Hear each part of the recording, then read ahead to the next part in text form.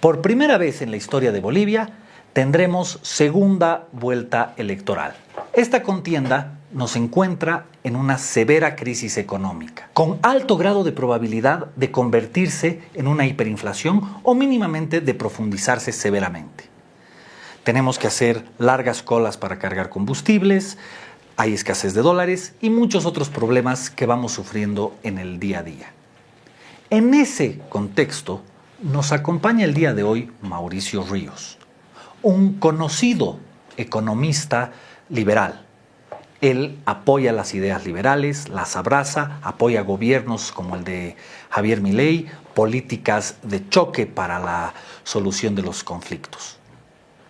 Él nos dará una explicación de qué es lo que le espera al próximo gobierno, la compatibilidad de los planes de gobierno de los dos contendientes con una posible solución. Ahora aprovecho también de pedirles disculpas por las semanas que los abandoné. No pude estar los jueves presente como siempre se los había prometido, pero trataré de que no vuelva a ocurrir. Problemas personales y laborales impidieron que pueda cumplir esa promesa. Sin más, les hago recuerdo que el sentido común es el menos común de los sentidos. Yo soy Jerko Garafulich, bienvenidos a mi canal Sentido Común. Demos inicio.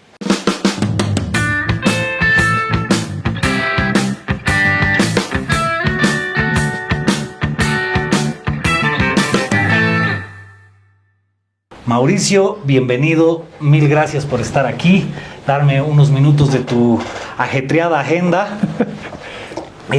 Por favor, yo te sigo en redes sociales, tengo una buena idea de quién eres, tu ideología, tu filosofía, etcétera, pero probablemente muchos de los espectadores no te conozcan. Si te puedes presentar, por favor, un poco ante ellos.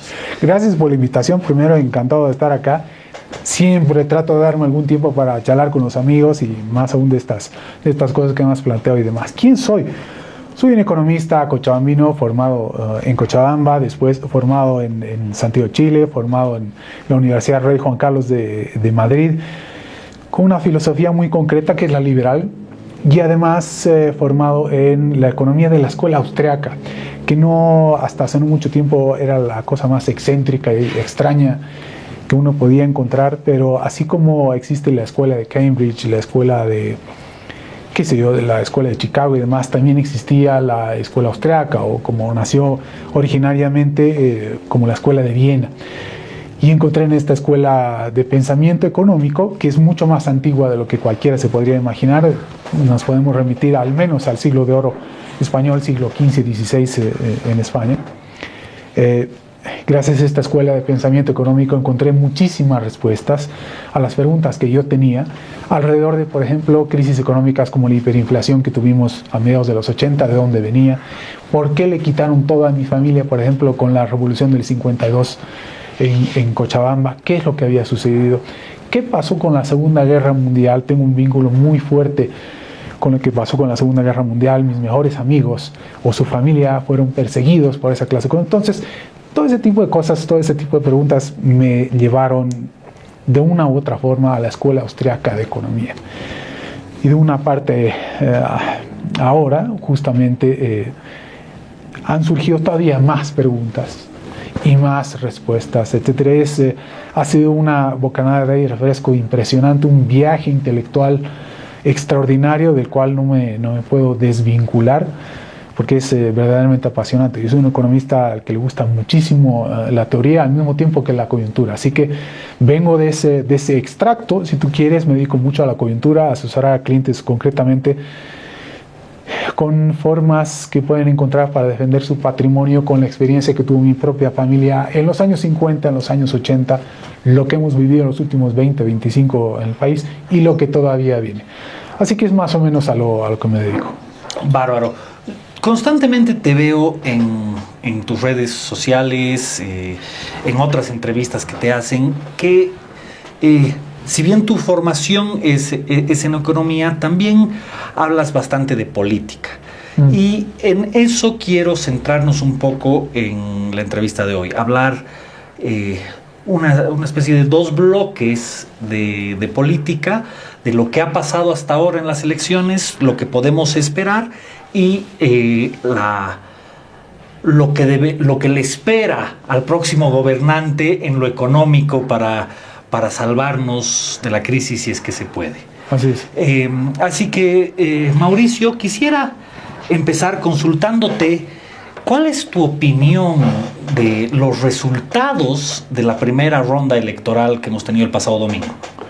Hablemos de economía política, qué mejor. Mira, yo no puedo explicar por qué se han dado esos resultados. No pretendo en ningún momento ofrecer mi explicación sobre los resultados.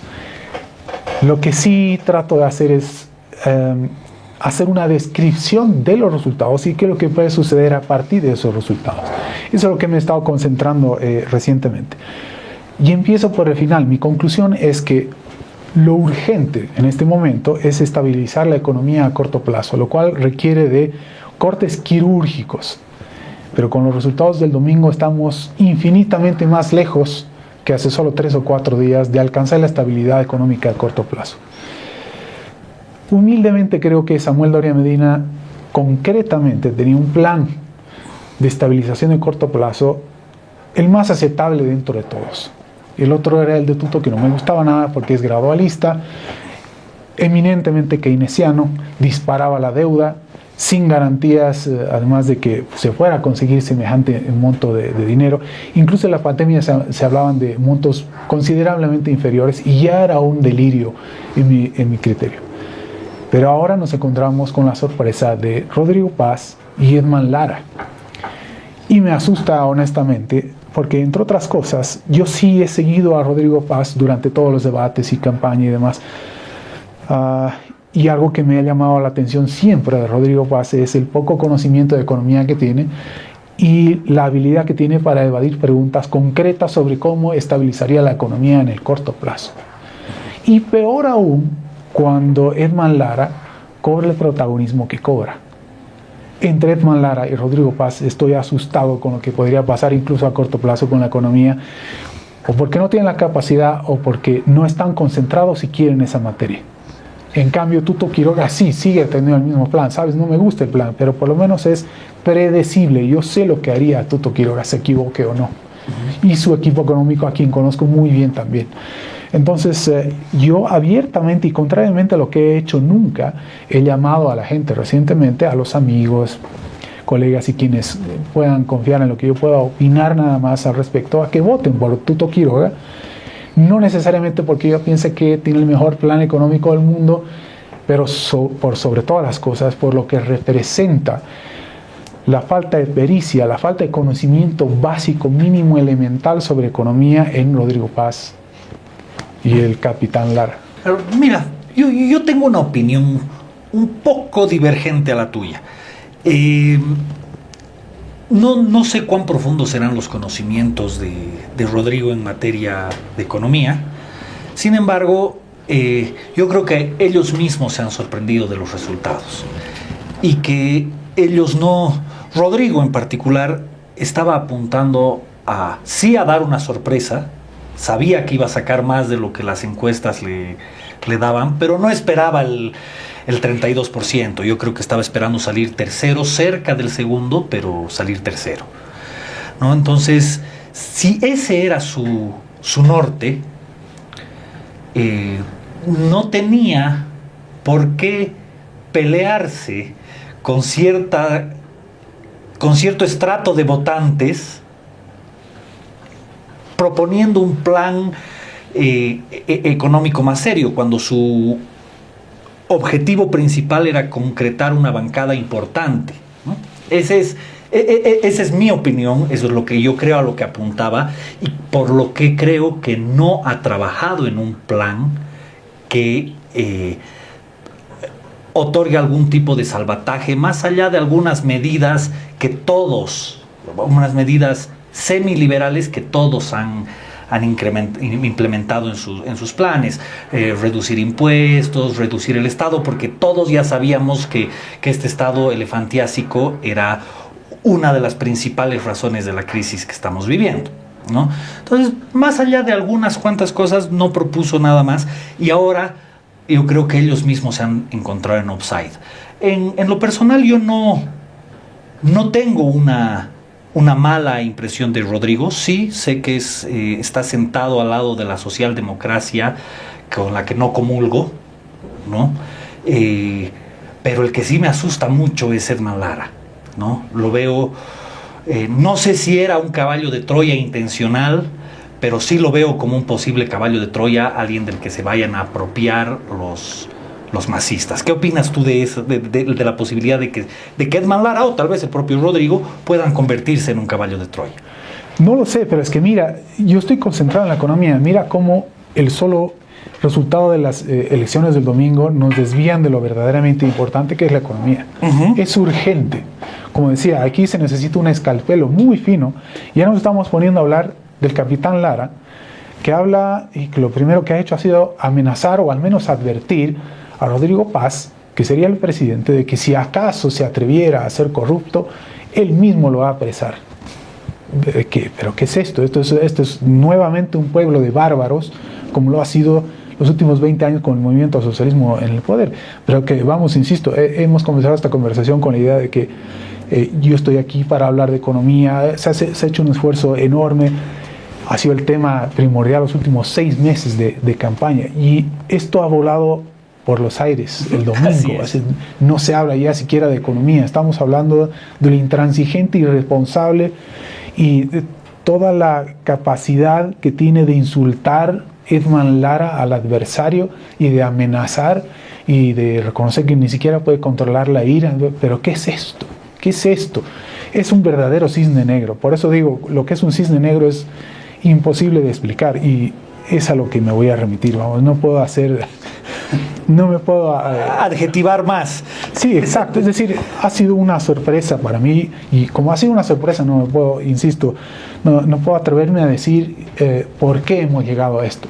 Sino, yo estoy preocupado porque ahora el escenario ha cambiado radicalmente en función de solucionar lo urgente que es la economía, que requiere muchísimas cosas. Vamos, ni siquiera estoy hablando de qué vamos a hacer solamente con el tipo de cambio, sino ya ver qué se hace con una hipotética nueva ley de hidrocarburos y demás, pero Edman Lara no tiene, ni Rodrigo Paz tampoco, la capacidad mínima para discutir, o al menos tener la noción básica sobre qué es lo que se requiere en esa materia, que la necesitas. Yo no estoy pidiendo que seas ingeniero de hidrocarburos para hacer una nueva ley, pero sí tienes que al menos decidir a quiénes vas a llamar y por qué, para que al menos comiences a elaborar una nueva ley.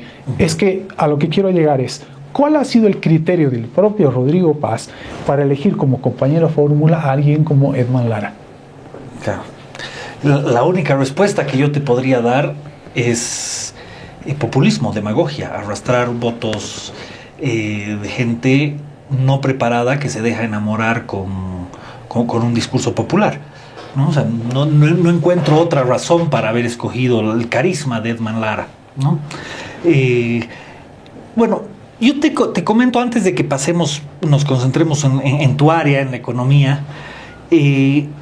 Y yo te comento, hice un análisis, me invitaron a un podcast el domingo en vivo durante el conteo rápido de las elecciones, etcétera. Y ahí, antes de escuchar a Lara y sus exabruptos, yo tenía un criterio que cada vez es menos posible y al que ya no estoy tan seguro de apoyar. Decía, necesitamos un gobierno fuerte, ¿no? Que tenga un respaldo en la Asamblea Legislativa suficiente para poder hacer las medidas económicas y las medidas de seguridad contra los alborotos que va a armar Evo Morales, ¿no? Entonces yo decía, yo me sentía más tranquilo con Rodrigo que con Samuel.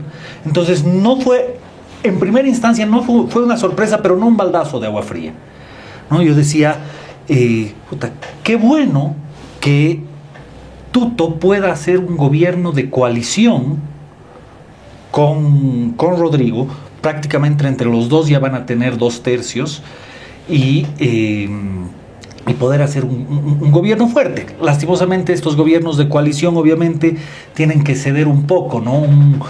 Una coalición, un acuerdo, siempre en derecho lo definimos como una conciliación es donde ambas partes salen razonablemente disconformes, ¿no? Entonces obviamente no iban a estar muy felices ninguno de los dos en lo que tenían que ceder, pero al final si pensaban en solucionar la crisis y las medidas que habían que tomar entre los dos, yo lo veía con optimismo. Luego veo los desmanes y la verborrea de Edman Lara y digo, esto es un peligro, ¿no? Este es un peligro, incluso es posible que si gana la presidencia Rodrigo a media gestión haga lo posible por tumbarlo y quedarse él con el poder, ¿no? Y además de las consecuencias que eso va a tener en destrozar aún más el país. Sí. ¿No? Entonces, pero toda esta introducción que te he dado era para... ¿Qué opinas tú de esta idea, más allá de si es lograble o no, de la necesidad de un gobierno de coalición fuerte y del riesgo de Evo Morales de desestabilizar el país? Es decir, tú me dices, ¿sería bueno que tenga un gobierno de coalición Tuto, Rodrigo, por el peligro que representa Evo Morales? Yo creo que no. En todo caso, como decía, una vez más, mi preocupación es la economía y en el corto plazo. Es decir, coalición en función de qué, de qué programa, de qué leyes, de qué objetivo concreto. Evo Morales no puede ser la prioridad en este país, la prioridad es la economía. Efectivamente, Evo Morales es un factor político todavía muy importante, está fuera finalmente del legislativo, lo cual es de celebrar, pero no es suficiente. Para que podamos crecer de manera sostenida a largo plazo lo antes posible, se requieren muchísimas otras cosas más, incluso más que la sola estabilización, que las medidas de estabilización, que ya sería bastante. Tendría que ser traumático. Y no por eso se traduciría necesariamente un gobierno que se imponga, que sea autoritario. Por ejemplo, la Central Obrera Boliviana ya amenazó la semana de las elecciones, diciendo que si acaso se atreviera algún gobierno a aplicar medidas de ajuste muy agresivas, ellos estaban listos ya para salir a la calle. Y ha sido el mensaje generalizado, ¿no? Incluso cuando Evo Morales llamaba al voto nulo, era una amenaza, era un contrasistema, restar legitimidad, para que en caso de que cualquier gobierno llegara a tomar las riendas de la economía, si no les gustara, pues que se atuvieran a las consecuencias. Pero yo justamente quería destacar eso, es decir, estos señores, entre tantos otros como los de la Central Obrera Boliviana, están amenazando, mostrándose como si fuera el pueblo desvalido, el pueblo al que pobrecito le están quitando sus derechos, etcétera, cuando en realidad la COB ha sido uno de los sectores que mayores intereses han defendido, particulares, en los últimos 20 años, por no decir que los últimos 40, 50, siempre. A la Central Obrera Boliviana le han regalado moteles, les han regalado camionetas, de pobres no tienen nada. Y en todo caso, las medidas de ajuste están justamente orientadas, por sobre todas las cosas, a preservar los derechos, justamente derechos individuales de propiedad privada de los más pobres, porque los más afectados con la inflación, con todos los desmanes que han hecho en materia política económica los del movimiento socialismo, pues han sufrido. Es pensando primero en ellos antes que en cualquier otra persona. Uno piensa que si la gente va a salir a las calles ante las medidas de ajuste es porque les estamos afectando al bolsillo. Sí, efectivamente se lo está haciendo, pero es concretamente contra los grupos de poder como los de la Central Obrera Boliviana. ¿Quiénes son quienes más comulgan con la Central Obrera Boliviana entre Samuel, Tuto, Paz? Definitivamente Paz.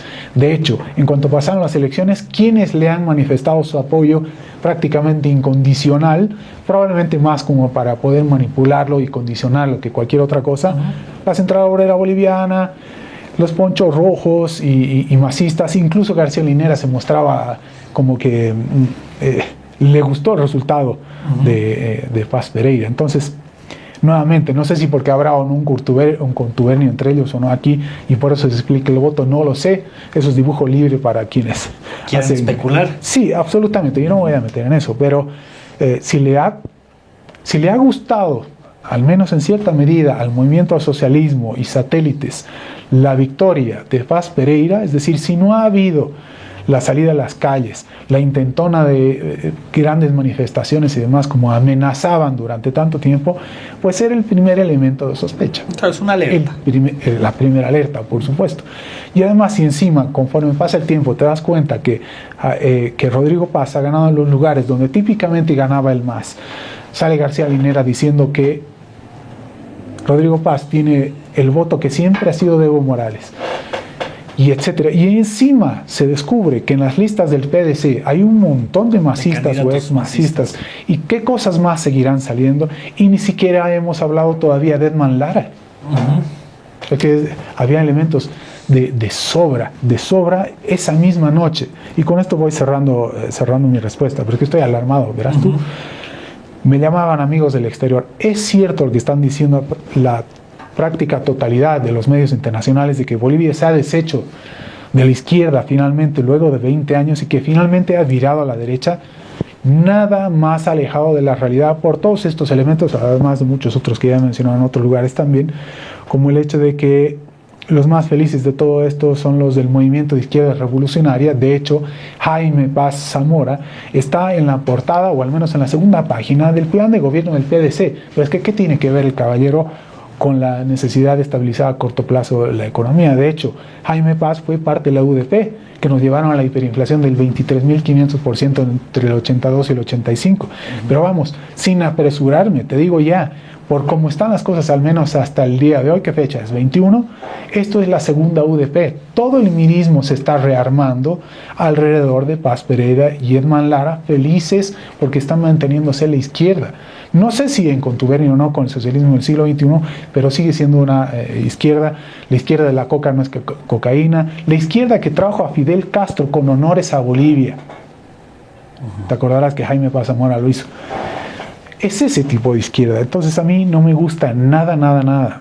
Bueno, con esto en resumidas cuentas decía, esa misma noche ya habían más que indicios suficientes como para estar preocupados y decir no se apresuren tanto a celebrar el solo hecho de que el MAS supuestamente no esté en el Parlamento o Evo Morales esté alejado de los conflictos por ahora. No, nada más alejado de la realidad, y todavía faltan 2 meses para ver qué más sucede aquí.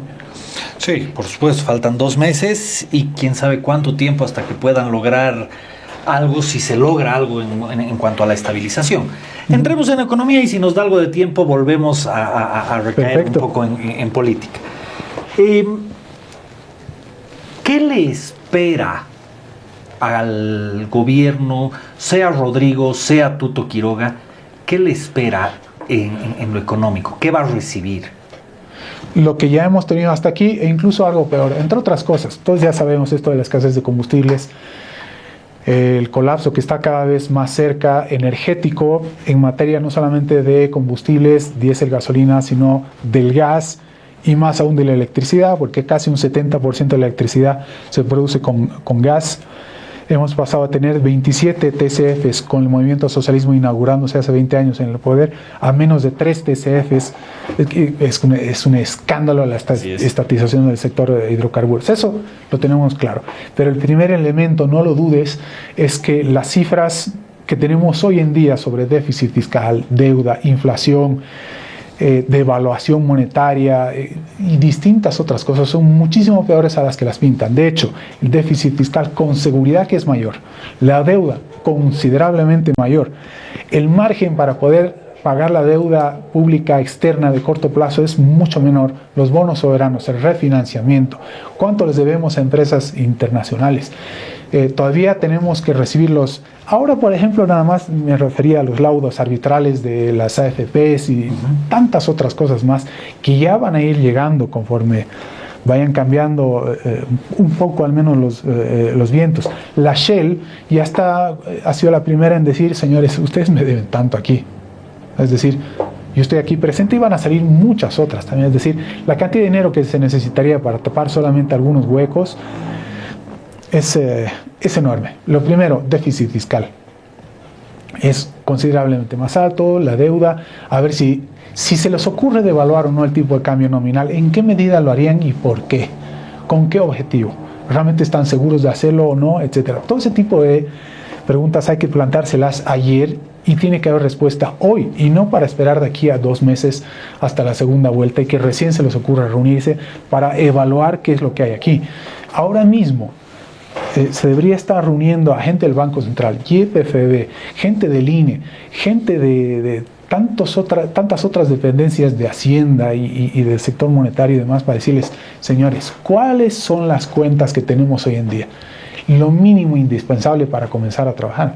Entonces, yo digo, si aquí se necesitan medidas de shock, de ajuste, yo creo que a pesar de todos se están quedando cortos. Incluso el mismo Samuel, que digo que era el más ambicioso para hacer recortes del gasto público estructural en el corto plazo. Estaba hablando, en un principio no era tan ambicioso y conforme pasó el tiempo sí, creo que llegó a hablar incluso de un recorte de alrededor del 30%, equivalente al 30% del Producto Interno Bruto, que es enorme, y aún así no es suficiente porque de ese 30% del Producto Interno Bruto estamos hablando solamente de levantar la subvención a los hidrocarburos. Hay que hablar también de la energía eléctrica, de levantar las subvenciones a la energía eléctrica.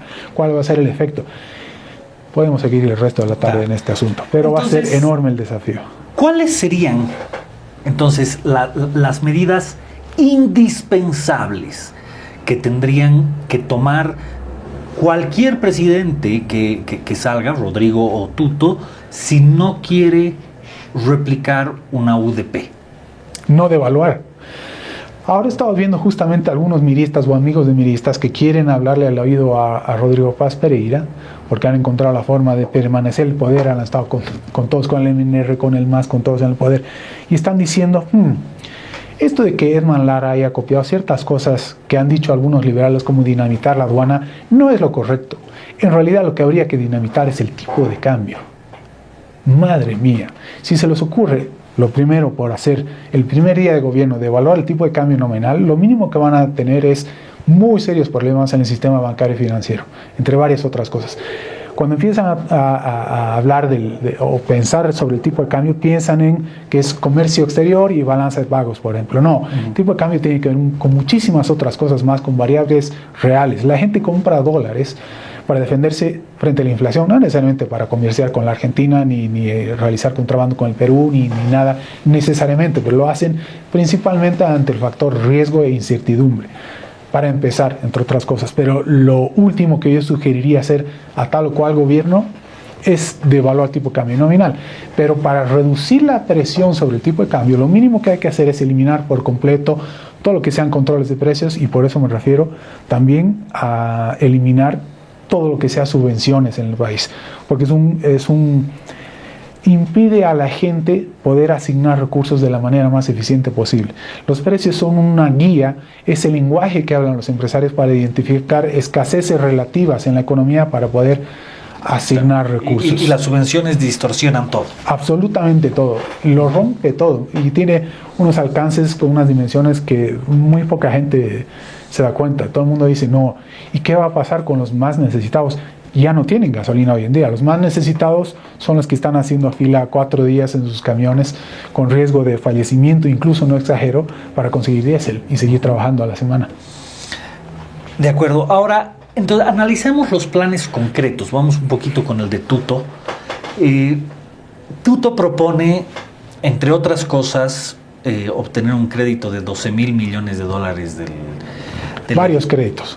Varios. Claro, varios créditos hasta un monto de $12,000 millones. Correcto. Y la finalidad de esos créditos sería el dar un colchón a la sensación de la población, inyectar dólares en la banca, poder garantizar la importación de combustible durante X cantidad de tiempo para que las medidas necesarias, la reducción del déficit, el eliminar o minimizar las subvenciones, la privatización de empresas o cierre de empresas deficitarias, reducción de de ministerios, etcétera, para que el impacto de esas medidas no sea tan dramático en la población. Así lo he entendido yo. Ese es el objetivo de ese crédito. Pero en mi visión, ese crédito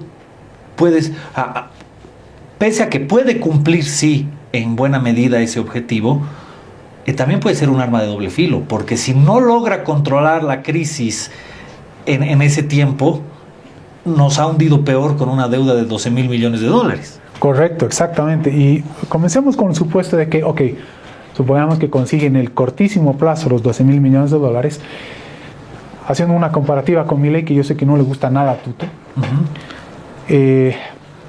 Milei alcanzó el superávit fiscal el primer mes de gobierno que tuvo, que es un objetivo considerablemente mayor al que el FMI le hubiera exigido nunca. Y aún así, el crédito para la Argentina de 20.000 millones de dólares llegó solamente 15 meses más tarde. Insisto, Milei alcanza el superávit el primer mes de gobierno y el crédito solamente llega 15 meses más tarde. Algo similar sucedió con el 21060 en Bolivia. Acá el crédito del FMI o las negociaciones con el FMI, primero hubo una declaratoria unilateral de moratoria, y hasta que no comenzaron a aflojarse las cosas con el FMI pasaron 10 meses, entre 10 y 12 meses. 10, 12, 15 meses no tiene Bolivia. Es una situación muy, muy grave. Así que soy escéptico respecto de lo que se pueda conseguir en muy corto plazo en ese sentido en materia de deuda. Entonces, además, entre otras cosas, lo que quiero decir también con la experiencia de Milei y del 21060 acá en el 85 en Bolivia es que uno se tiene que ganar el crédito. No es cuestión de ir a solicitar y punto. Como con cualquier caso, como si tú quieres comprar un auto, tienes que demostrar qué es lo que estás... Primero, qué es lo que percibes y segundo, qué es lo que estarías dispuesto a hacer. Si tienes las posibilidades de que si acaso se presenta alguna contingencia, tienes la capacidad de enfrentarla. Y aquí, en un plan gradualista como el que pretendía, espero que no todavía pretenda, creo que tiene margen para poder corregir algunas ideas en materia de política económica, Tuto, conforme pasa el tiempo, si tú te planteas un objetivo de reducir solamente el déficit fiscal, por decirte algo, en 5 puntos del Producto Interno Bruto en 2 años y medio, puede pasar absolutamente todo en 2 años y medio y que tú no hayas alcanzado siquiera el objetivo, que fue lo que le pasó a Macri en Argentina. Comenzaron con el gradualismo, lo primero que hizo Macri fue tomar deuda, los organismos internacionales confiaron en él, no pudo cumplir y casi sobre el final de su mandato Macri no tuvo la mejor idea que simplemente decir, es que pasan cosas. ¿Y a qué se refirió, por ejemplo? La Reserva Federal incrementó tasas de interés, hubo sequía, no pudieron cosechar y por tanto no pudieron exportar soya. Y toda una serie de otros problemas. Pensaban conseguir mayores tratados de libre comercio que no consiguieron. Pensaban que las inversiones, por el solo hecho de que llegara Macri a la presidencia, luego tanto peronismo, décadas de peronismo, 70, 80 años de peronismo, las inversiones iban a llegar. No llegó absolutamente nada. Y como dices en un principio, solamente agravó el problema incrementando la deuda. Levantó primero el cepo, que hizo algo muy bien Macri, negoció muy bien con los holdouts, pero se fue haciendo exactamente lo contrario. Y tuvo que restablecer el cepo al final. Exactamente, y fue para peor, y devaluando, y haciendo todo un desastre. Entonces, y Tuto incluso presume de conocer al equipo económico que implementó las medidas de Macri como diciendo, es lo que se debería hacer, ¿no es cierto? No sé, soy muy escéptico en la materia, pero ojalá Tuto cambiara y virara un poco. Y de las propuestas en política económica que ha hecho Tuto, ¿hay algunas que tú encuentras rescatables o más allá de rescatables que si se profundizan realmente pueden salvarnos de llegar a una UDP? ¿Las de Tuto dices? Las de Tuto. A ver, hay muchas ideas de estabilización de Tuto que no me gustan, pero creo que tienen más peso las políticas de crecimiento que tiene de largo plazo. Pero sin mencionar ninguna demasiado concreta, porque nuevamente aquí lo que importa es lo que podemos hacer de aquí a 2 meses nada más. Él dice estabilidad hasta Navidad, que son 40 días, si acaso ganará a partir del primer día de gobierno. eso no te da para crecer a largo plazo, para estabilizar sí. Entonces, soy un poco escéptico, insisto. Pero, a ver... Pero recuerdo que también eras muy escéptico de Milei y luego en las redes has admitido no, señor, tu error. Era escéptico de la candidatura de Milei como un liberal libertario y anarquista ingresando en política, pero jamás de la política económica de Milei, en absoluto. He sido un escéptico de que un liberal le muestra a la gente que el camino para liberar un país o una economía sea alcanzar el poder. Es una contradicción en los términos y él mismo lo ha dicho. De hecho, él ha mencionado que meterse en política significa embarrarse, meterse al juego sucio y inevitablemente caer en ciertas contradicciones, y está muy bien. Pero el escepticismo no fue nunca respecto a la política económica. En todo caso, de que los factores le jugaran a favor para que las cosas salieran bien, y afortunadamente salieron bien. De hecho, Milei cambió la propuesta de dolarización desde el primer día y optó por la política de revaluación del peso de Caputo. Así que ni siquiera está implementando lo que pensaba desde el primer día. Así que hay mucho todavía mucha tela por cortar en esa materia. Aún así, apoyo a Milei, lo que está haciendo es extraordinario, los resultados son incuestionables. Bien, volviendo al asunto de Tuto, quiero creer, es decir, nuevamente, frente a lo de Paz Pereira y Edman Lara, aunque Tuto se equivocara, es predecible. Yo sé cómo prepararme ante los errores de Tuto Quiroga y cómo asesorar también a mis clientes para que se preparen ante cualquier error de Tuto Quiroga. Frente a Rodrigo Paz Pereira y Edman Lara les digo, vendan todo, compren dólares, listo, y esperen tranquilos, porque va a ser muy rentable. ¿Cuánto hay que esperar exactamente? No lo sé. Pero si esto va a ser dibujo libre, tanta improvisación, tanta irresponsabilidad como la que estoy viendo hasta el momento, pues incluso existe la posibilidad de que es decir, me cuesta muchísimo ver a Rodrigo Paz Pereira manteniéndose en el poder 5 años. Ahora, yo he leído parcialmente, te mentiría si te digo que me lo he estudiado a profundidad, el plan de gobierno de Rodrigo. No hay nada que estudiar. Lo he leído parcialmente y lo he escuchado en los debates, etcétera, ¿no? Tal como has dicho al principio, ha sido muy hábil para evadir muchas respuestas comprometedoras, ¿no? Pero al margen de eso hay ciertas cosas que... ciertas ideas liberales que ha adoptado en sus propuestas él, ¿no? Por ejemplo, la reducción del Estado, el hablar de no es necesariamente liberal, pero es más liberal que otra cosa, una fuerte descentralización del Estado, ¿no? La eliminación de las empresas públicas deficitarias. No habla así de una privatización, habla de posibles capitalizaciones en las que haya participación del privado en las empresas públicas, pero no habla de privatización, pero implementa algunos elementos de los discursos liberales que han ido cogiendo fuerza. Pero es que le está diciendo a todo el mundo lo que quiere escuchar. No tiene doctrina filosófico-política en absoluto. Es de izquierda definitivamente. De hecho, anda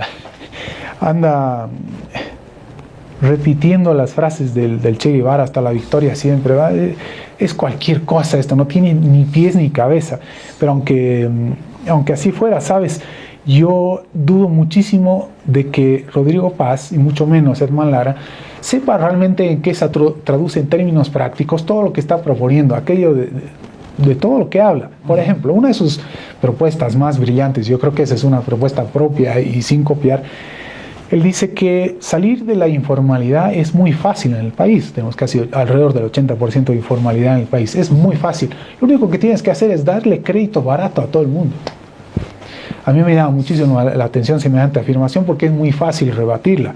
Hemos tenido el crédito artificialmente barato, más barato de toda América Latina en los últimos 20 años. Y sin embargo, tenemos una de las mayores tasas de informalidad en el mundo, ni siquiera en América Latina. Así que, ¿de dónde sacas estas ideas? ¿En qué se traduce exactamente? ¿Qué es lo que harías tú en cuanto llegaras al gobierno para darle crédito barato a la gente y para que encima tengan la posibilidad de, como dice Edman Lara, conseguir no una pequeña casa como ofrecía Evo Morales, sino una casa de 2 pisos, por ejemplo? ¿En qué se traduce todo esto? Porque este es dibujo libre, dicen lo que sea en cualquier... Sí, no da para tomarlos en serio.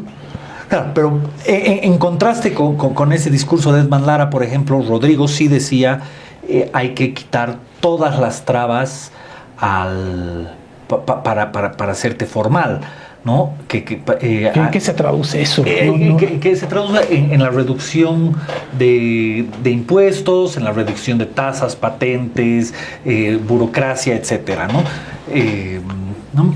Que puede sí tener cierto grado de impacto en formalizar, si es que si ser formal no te es caro, ¿no? Es de dientes para afuera. Alguien que está tan ansioso por tener poder como Lara, no, te aseguro que no entiende que descentralizar el Estado es el principio para comenzar a liberalizar gradualmente la economía.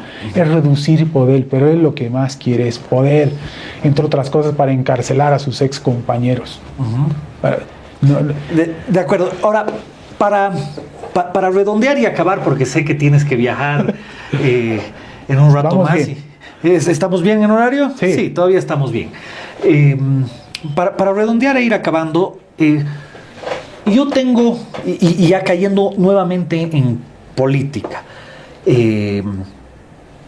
asumamos que Tuto es el que gana la segunda vuelta y toma medidas de shock o casi de shock, tal vez no tan gradualistas, medidas más impactantes de las que están en su plan, ¿no? Obviamente esto va a significar que haya cierto grado de convulsión social, ¿no? No nos olvidemos que Evo Morales ha aprovechado estas elecciones para hacer una suerte de plebiscito interno en el MAS y ha ganado, ¿no? O sea, ha demostrado que sin él el MAS no existe. Y ha demostrado que sigue siendo el líder de ese segmento de la población y un líder muy, muy seguido. No creo que el 19% del nulo haya sido exclusivamente suyo, pero tranquilamente un 12-13% de ese voto nulo creo que sí. Entonces, ha demostrado su poder, que sigue siendo un actor político vigente, muy vigente. Poco antes de las elecciones ha demostrado que ha podido parar una semana el país solo por gente que quiere que lo pongan en la papeleta, ¿no? Y su capacidad de movilizar y generar más crisis es gigante, no lo podemos negar. Entonces, con ese antecedente y un Tuto implementando ciertas medidas liberales que sean realmente tendientes a sacarnos de la crisis con buena perspectiva de éxito, no encuentras necesario que Tuto tenga el control de los 2/3 en la Asamblea Legislativa Plurinacional. No lo sé. A ver, hay muchas cosas para decir al respecto. Lo que es algo que charlábamos más temprano también. Si acaso la gente sale a protestar por las medidas de shock que implementara Tuto o cualquier otra persona que gobernara, no tiene por qué uno pensar que los que están saliendo son los más pobres y que por tanto es una injusticia de ese tamaño. No es contra los pobres, sino en favor de los pobres. Y perdón que te interrumpa eso, y estoy totalmente de acuerdo con lo que acabas de decir. El ejemplo, los que salen a boicotear a Milei no son los más pobres, son los que están financiados por el peronismo y ni siquiera por el peronismo, por el propio Estado, etcétera. Los que no quieren perder sus privilegios, los planeros, los bolivianos que viven allá sin trabajar, pero que viven con planes y bonos y demás del Estado argentino, que la mayor injusticia que puede haber, increíble, me parece muy bien que Milei esté terminado con eso. Y remitámonos nuevamente a Argentina y Milei. Argentina y Milei están poniendo orden y eso no quiere, o sea, las medidas que ha implementado Milei con medidas de shock, alcanzaron un superávit fiscal el primer mes de gobierno, no se han traducido en mano dura del gobierno. Firmeza sí, que no es exactamente lo mismo. Han puesto orden en las calles. Ustedes, si quieren manifestar, ok, háganlo por ese lado de la calle, etcétera, etcétera.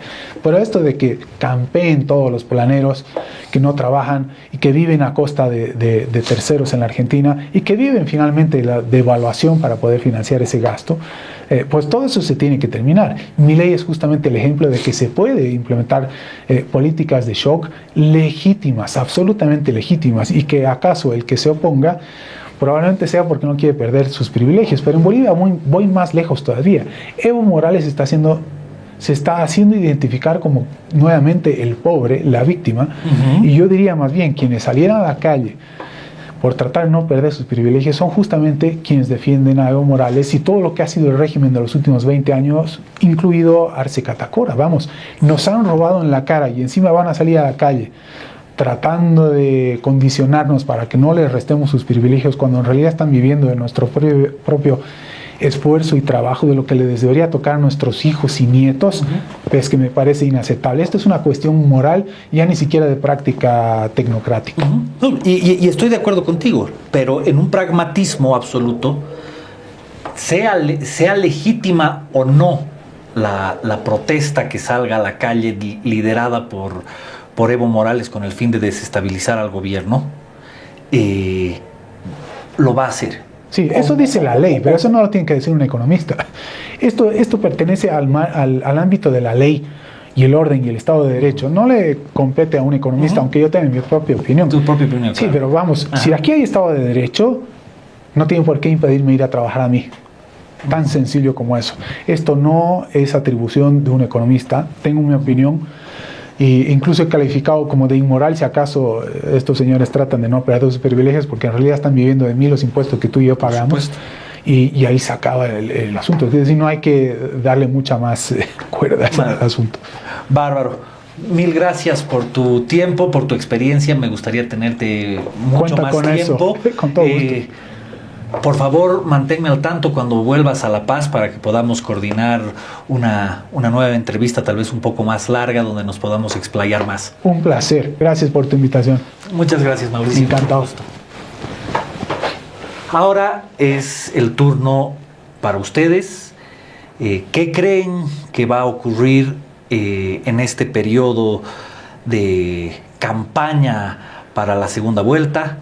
¿Qué le espera a él o los nuevos líderes que nos lleven al futuro? ¿Podremos salir de la crisis? Los leo en sus comentarios. Si les ha gustado el video, no se olviden darle like, pinchar a la campanita y suscribirse al canal. Un agradecimiento a Only Coffee. Hoy no tomamos su delicioso café porque estuvimos con sed para tomar agüita, pero siempre agradecidos por sus auspicios y muchas gracias. Hasta la próxima.